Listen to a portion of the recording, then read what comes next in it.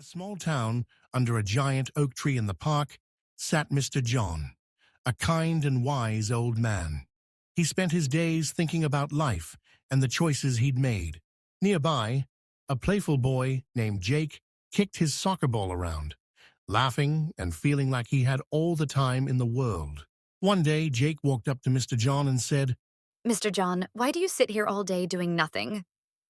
Mr. John chuckled and said, Mr. John's face grew serious. He said, Jake, let me tell you a story about how I learned the value of time the hard way. When I was your age, Jake, I had big dreams of becoming a musician. I wanted to play the guitar and write songs that people would remember forever. But instead of practicing, I wasted my time hanging out with friends, playing cards, and watching TV.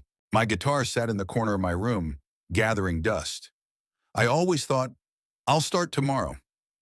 But tomorrow never came.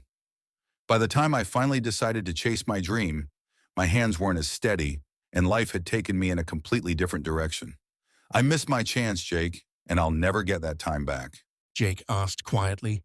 Do you regret it, Mr. John? Every single day, Jake. That's why I want you to learn this lesson early.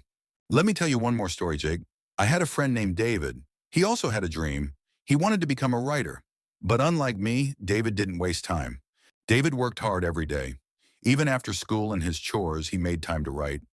While I was out playing, he was at his desk, creating stories. Years later, David became a successful author. People lined up to buy his books and hear him speak. He lived his dream because he didn't let time slip away. Jake, the only difference between me and David was how we used our time. Let's spend 1 hour doing something meaningful. Together, we can plant a small tree in the park. Like I did something important. That's the value of time, Jake. It lets you create something that lasts. The next day, Jake woke up early. He finished his homework, helped his mum, and even started writing a short story. He also visited the park to water the tree. As he looked at it, he thought about how it would grow into something strong and beautiful, just like his dreams. Time is the most valuable thing we have. Once it's gone, it never comes back. Jake learned that small actions today can lead to big results tomorrow.